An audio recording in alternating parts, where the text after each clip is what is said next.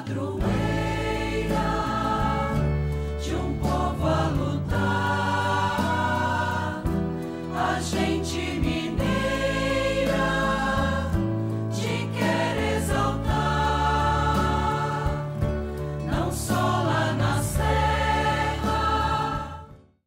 Amado irmão, amada irmã, juntos aqui por graça de Deus, congregados ao redor da amada Mãe Maria nesta comunidade orante, vamos abrir o nosso coração para acolher a palavra santa de Deus e assim fecundar o caminho desta semana maior que estamos vivendo por graça de Deus, tempo de graça, tempo de conversão e tempo de renovação, para que nós não caiamos exatamente naquela dificuldade que Judas Iscariotes caiu, um dos discípulos, aquele que entregou Jesus, e mostrou-se exatamente mesquinho, uma mesquinhez que precisamos livrar o nosso coração dela.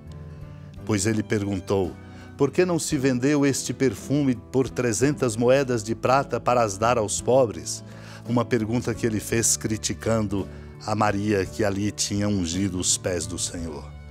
Judas falou assim, diz o evangelista, não porque se preocupasse com os pobres, mas porque era ladrão. Não podemos correr o risco, como nos apontam os sermões sobre o Cântico dos Cânticos de São Bernardo, ao lembrar que a Escritura denuncia aqueles que esqueceram as obras do Senhor e as maravilhas que Ele fez.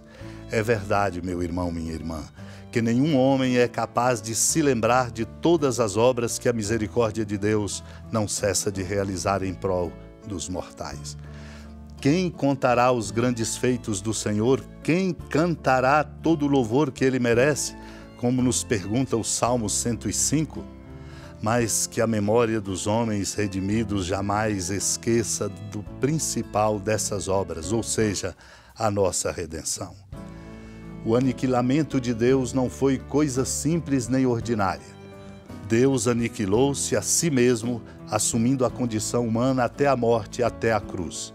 Não se pode medir com exata medida a humildade, a bondade e a condescendência do Deus de majestade que aceitou revestir-se de nossa humanidade, ser morto e sofrer a infâmia da cruz.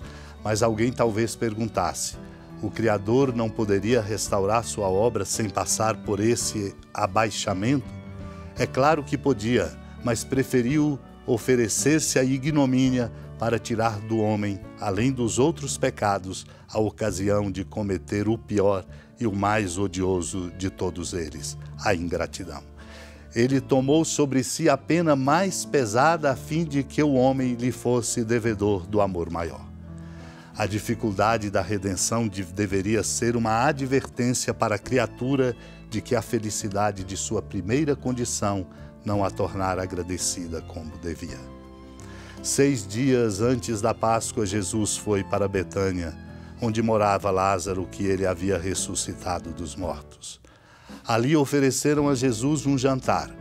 Marta servia e Lázaro era um dos que estavam à mesa com ele. Maria, tomando quase meio litro de perfume de nardo puro e muito caro, ungiu os pés de Jesus e enxugou-os com seus cabelos. A casa inteira ficou cheia do perfume de bálsamo. Então falou Judas Iscariotes, um dos seus discípulos, aquele que o havia de entregar: por que não se vendeu este perfume por 300 moedas de prata para dar aos pobres? Judas falou assim não porque se preocupasse com os pobres, mas porque era ladrão. Ele tomava conta da bolsa comum e roubava o que se depositava nela. Jesus, porém, disse: deixa-a. Ela fez isto em vista do dia de minha sepultura. Pobres sempre os tereis convosco, enquanto a mim nem sempre me tereis. Muitos judeus, tendo sabido que Jesus estava em Betânia, foram para lá, não só por causa de Jesus, mas também para verem Lázaro, que Jesus havia ressuscitado dos mortos. Então os sumos sacerdotes decidiram matar também Lázaro, porque por causa dele muitos deixavam os judeus e acreditavam em Jesus.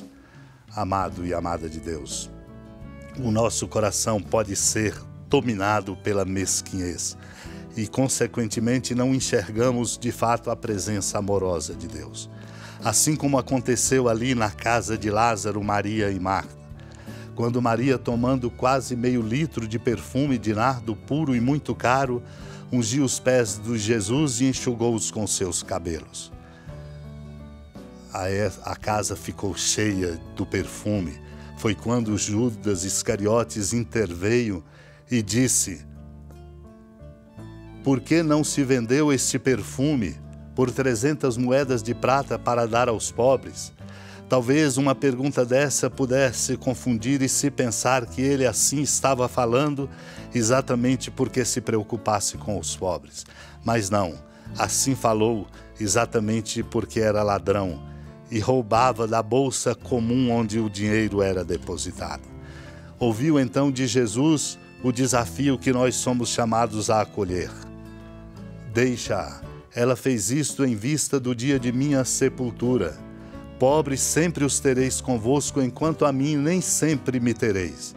O Senhor disse isso exatamente para nos dizer que se nós não o tivermos, e se nós não tivermos atentos à força da sua presença, seremos como somos, lamentavelmente indiferentes para com os pobres. Muitos lá foram para ver Jesus e para ver Lázaro, que Jesus tinha ressuscitado dos mortos. Ajude-nos, Deus, com a força de sua graça, a compreendermos o que encontramos nos sermões de Santo Agostinho, quando ele diz: a paixão de nosso Senhor e Salvador Jesus Cristo é para nós penhor de glória e exemplo de paciência. Haverá alguma coisa que não possam esperar da graça divina os corações dos fiéis, pelos quais o Filho unigênito de Deus, eterno como Pai, não apenas quis nascer como homem entre os humanos, mas quis também morrer pelas mãos dos homens que tinham criado?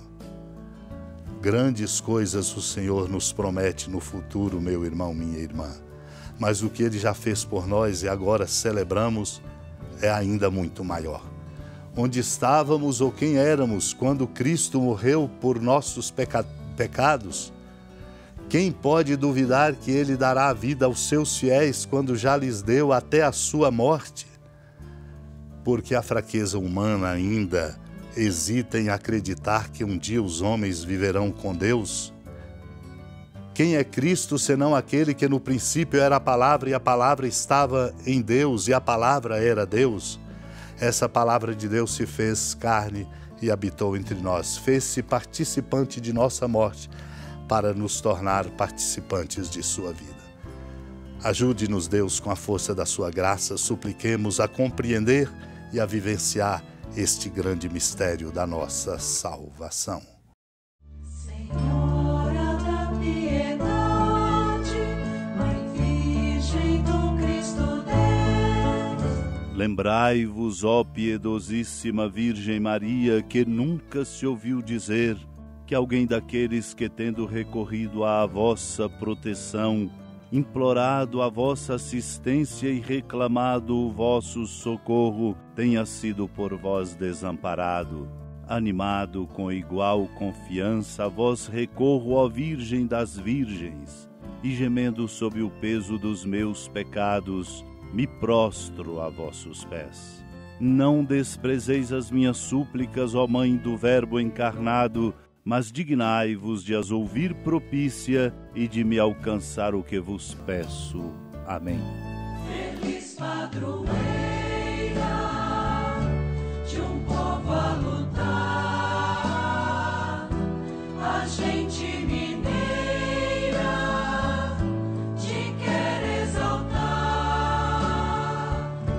não só lá na serra, tu és esplendor de toda esta terra, também és fulgor. Amado irmão, amada irmã, com alegria do Santuário Basílica da Padroeira do Estado de Minas Gerais, a Senhora da Piedade, que da sua casa de clemência e bondade nos acompanha e nos abençoa do alto da serra, magnífica arquitetura divina, a bênção de Deus, amor misericordioso.